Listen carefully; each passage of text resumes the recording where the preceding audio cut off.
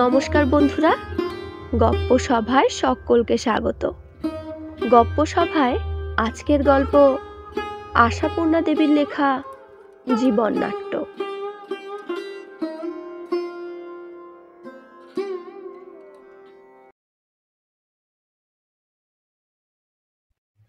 আটটা বাজে, বাবু এখনো পড়ে পড়ে ঘুমোচ্ছে। নবাবই বাড়ছে দিন দিন, কান ধরে উঠিয়ে দাওগে যাও। মায়ের প্রতি পিতার এই আদেশের সুরটা এমন মৃদু নয় যে মাকে কর্তব্যটা পালন করতে হবে। সুমন্ত নিজেই উঠে বসল। চোখ রগড়ে ঘড়ির দিকে তাকিয়ে দেখল 6:35। বিরক্ত মুখে বিছানা ছেড়ে ঘর থেকে বেরিয়ে এলো। প্রত্যহ এই একই ব্যাপার, চেঁচামেচি বকাবকির মধ্যে ভোরের ঘুম ভাঙা আর দিনের শুরু। তারপর সারা দিন চলবে তার জের। অহেতুক এই গোলমাল, বিশ্রী আর জঘন্য। ঘড়ির কাঁটা সরিয়ে দিয়ে ফার্স্ট করে রাখার নোংরামিটাও বাদ যায় না মাঝে মাঝে। নোংরামি ছাড়া আর কি? বাপ গুরুজন, শ্রদ্ধার পাত্র, এসব কথা ভাবতে গেলে হাসি পায় সুমন্তর। বিদ্রূপের জ্বালাময় হাসি। ছেলেকে দেখেই জ্যোতিষ মুখ খিচিয়ে বলে উঠল, লাট সাহেবের ঘুম ভাঙলো? কাল থেকে বলে রেখেছি না, 7টার মধ্যে রেশন আনতে না গেলে চা খাওয়া হবে না। হুঁশ নেই বুঝি? চায়ের জল ফুটে যাচ্ছে চিনির অভাবে। এসব সামান্যই কথা, রোজ সইতে হয় এসব। কিন্তু আজকে হঠাৎ আপাদ মস্তক জ্বালা ধরিয়ে প্রচণ্ড ক্রোধের একটা শিহরণ বয়ে যায় সুমন্তর উপর দিয়ে। বাপের ক্রোধ কুঞ্চিত মুখের দিকে তাকাতে ঘৃণা বোধ হয় তার। যা কখনো করে না, করতে সাহস করে না, তাই করে বসে। মুখের ওপর বলে বসে, নর্দমায় ফেলে দিন গে জল, খেতে হবে না চা। জ্যোতিষও খেপে ওঠে। তার মানে? কথাটার মানে কি হলো? মানে টানে জানি না, রেশনের লাইনে গিয়ে দাঁড়াতে পারবো না আমি, সোজা কথা। মরিয়া হয়ে বলে ওঠে সুমন্ত। বটে, সোজা কথাটা আজকাল ভারী সস্তা হয়ে গেছে দেখছি যে। লাইনে দাঁড়াতে পারবে না, 10টা খানসামা আছে যে। কলেজে উঠে ভারী লায়েক হয়ে গেছো না? ভালো চাও তো শিগগির। ভালো? হঠাৎ সুমন্ত হেসে উঠল, রোষক্ষুব্ধ বিদ্রূপের হাসি। ভালো চাইবার আরো কিছু বাকি আছে নাকি আমাদের? জ্যোতিষ বোধ করি ছেলের এই অসহনীয় স্পর্ধায় উত্তর দেবার উপযুক্ত ভাষা খুঁজে পাচ্ছিল না। বিনা পানি এসে উদ্ধার করল। বলি, সকাল থেকে জলের কেতলি বসিয়ে উনুন জোর করে রাখলে চলবে? টাইমের ভাত দিতে হবে না আমাকে? এই যে তোমার নবাব পুত্তুর, রেশনে যেতে পারবে না, লাইনে দাঁড়ালে ওর উঁচু মাথা হেঁট হয়ে যাবে। বিনা একটু অদ্ভুত মুখভঙ্গি করে হেসে উঠে বলল, তবে নয় আমি গিয়ে লাইন দাঁড়াই গে। তোমাদের বাপে বেটার উঁচু মাথা তাল গাছে উঠুক, অনেক মাগি তো যাচ্ছে আজকাল। একবার জ্বলন্ত দৃষ্টিতে মার দিকে তাকিয়ে সুমন্ত থলির বোঝা হাতে করে নিয়ে বেরিয়ে গেল। বাপের ইতরতায় ওর রাগ হয়, হ্যাঁ, তার বেশি কিছু নয়। প্রচণ্ড রাগ, মনে হয় দপ করে একটা আগুন জ্বলে উঠবে মাথা থেকে। ভয়ানক একটা কিছু করে ফেলাও অসম্ভব বলে মনে হয় না।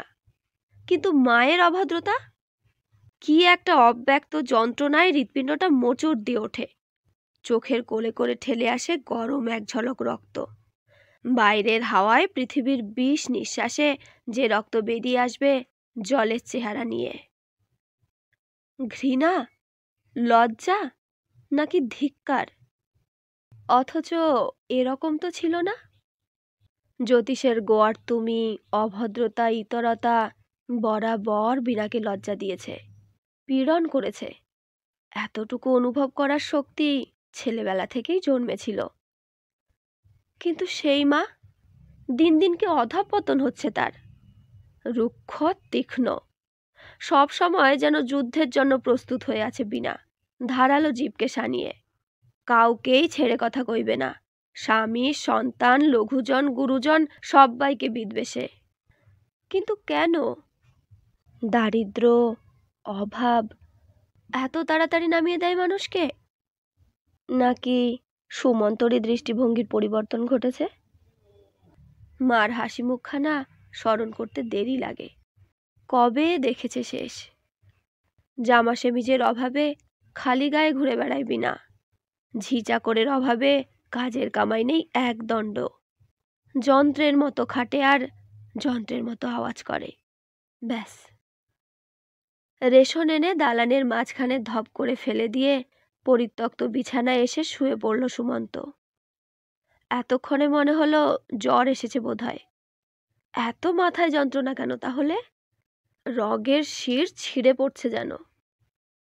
সুমন্ত চলে আসতেই পিছনে গোলমাল উঠেছিল একটা। অপমানিত সংসার যেন সুমন্ত ধৃষ্টতায় অবাক হয়ে গিয়েছিল। বিনার গলা উঁচু পর্দায় উঠেছে।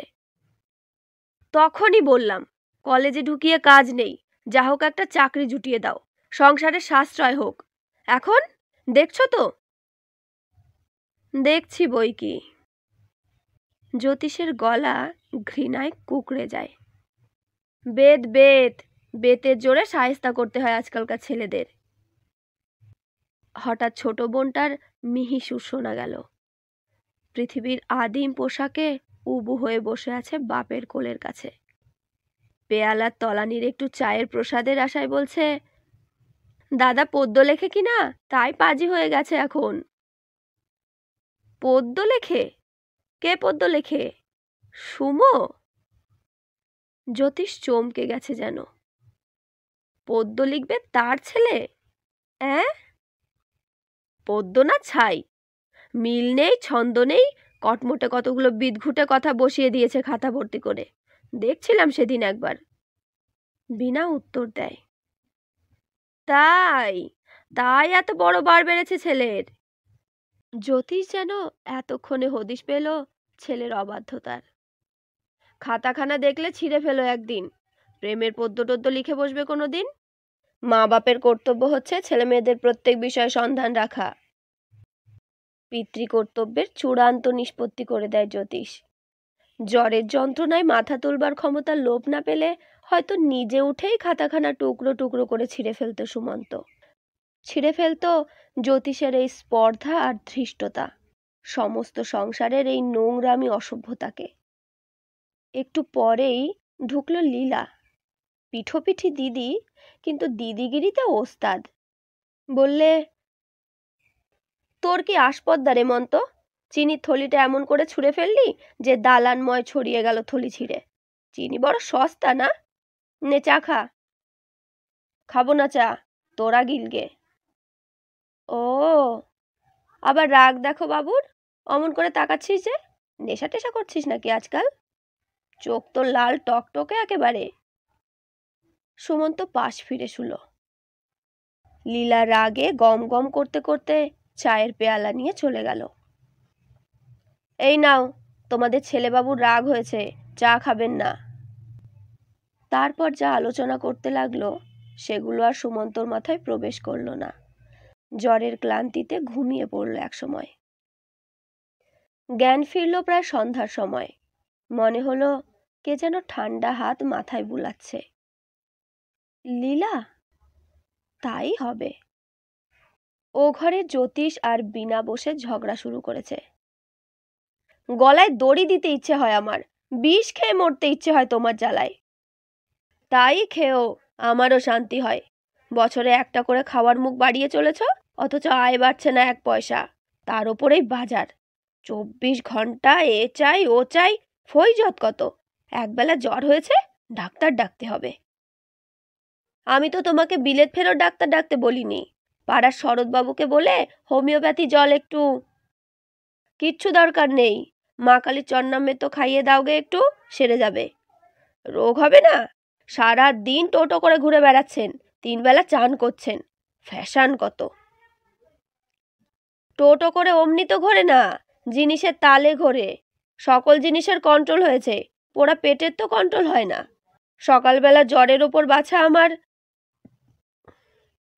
হয়তো বিনার করুণ কণ্ঠস্বর মাতৃস্নেহে বিগলিত হয়ে আসত, কিন্তু যে আগুনটা অহরহ ধোয়াতে থাকে, দপ করে জ্বলে উঠল সেটা মায়ের এই স্নেহ প্রকাশে। উঠে বসল সুমন্ত। আহ, কে চেঁচাচ্ছে? চুপ করো বলছি সবাই। মাথার যন্ত্রণায় মরে যাচ্ছি, কানের কাছে গজগজ করতে এলেন। যা, তুইও বেরো বলে লীলাকে এক ঠেলায় চৌকি থেকে নামিয়ে দিয়ে পাশ ফিরে শুয়ে পড়ল সুমন্ত। আশ্চর্য, চুপ হয়ে গেল সকলে। জ্যোতিষ চেঁচিয়ে উঠল না, বিনা গালাগালি দিলে না, লীলা অপমানে মর্মাহত হয়ে কড়া কথা শোনালে না। ভয় পেয়ে গেল নাকি সবাই? না হলে লীলার জায়গায় বিনা এসে বসলো কেন, কুণ্ঠিতভাবে ঠান্ডা জলের পটি নিয়ে? জ্যোতিষ জামাটা গায়ে দিয়ে সত্যিই বার হলো শরৎবাবুর উদ্দেশ্যে। জ্বরের ঘোরে আচ্ছন্ন হয়ে মনে মনে প্রতিজ্ঞা করল সুমন্ত, বাড়ি ছেড়ে বেরিয়ে যেতে হবে ওকে। এ বাড়িতে বাস করা চলে না। এরা যেন ওর কেউ নয়, কোনো সম্পর্ক নেই কারুর সঙ্গে, হৃদয়ের মনের ভালোবাসার রক্তেরও না। মায়ের হাতখানা কপাল থেকে ছুঁড়ে ফেলে দিতে পারলে যেন শান্তি হয়। শরৎবাবু এলেন, নাড়ি দেখলেন, পেট দেখলেন, ফোঁটা কতক জলের ব্যবস্থাও করলেন। বিনা বসে রইল মাথার কাছে পাখা হাতে করে। অনেক রাত্রে ঘুম ভেঙে গেল আর একবার, ঝগড়ার শব্দে নয়, ফিস ফিস কথার আওয়াজে। ও তো ঘুমিয়ে পড়েছে, চলো না, ঘুমিয়ে নেবে একটু। চুপ, এতক্ষণে গাটা জুড়োচ্ছে বোধহয়, বাতাস বন্ধ করলে ঘুম ভেঙে যায় যদি। না না, অঘরে ঘুমোচ্ছে, চলো, সারাদিনের খাটাখাটুনির শরীর, আর জাগলে রোগে পড়ে যাবে যে। পাখাটা বিনার হাত থেকে জ্যোতিষী নামিয়ে নিয়ে রাখলে আর এক পাশে। দুটো ঘরের মাঝখানের দরজাটা খিল দিলে না আজকে, রাখলে আধ ভেজিয়ে। হয়তো রোগা ছেলের ওপর একটু সহানুভূতি। কিন্তু ঘুমে কি সত্যিই কাতর হয়ে পড়েছিল বিনা? সারাদিনের পরিশ্রমের ক্লান্তিতে এলিয়ে আসছিল গা। অনুচ্চ কথা আর চাপা হাসির শব্দ পাওয়া যাচ্ছে মিনিটের পর মিনিট, হয়তো ঘন্টার পর ঘন্টা, হয়তো যুগ যুগান্তর। প্রবল জ্বরের পর জ্বর ছাড়ার অবসাদ এনে দেয় একটা অদ্ভুত অনুভূতি। হালকা শরীর যেন পারিপার্শ্বিক আবেষ্টনী থেকে হালকা হয়ে গেছে, মাধ্যাকর্ষণের বাইরে চলে গেছে যেন। জ্যোতিষ, বিনা, সত্যি ওর বাপ মা, নাকি অপরিচিত কেউ? হঠাৎ ওদের ওপর অনুকম্পায় মনে মনে হেসে উঠল সুমন্ত। রাগ করবে? কার ওপর? রাগ করারই বা কি যোগ্য এরা? জ্যোতিষ আর বিনা, শৈশব কি পার হয়েছে ওদের? ঘন্টা কতক আগেই বিনা গলায় দড়ি দিতে চাইছিল না বিষ খেতে, জ্যোতিষ সায় দিচ্ছিল না তাতে।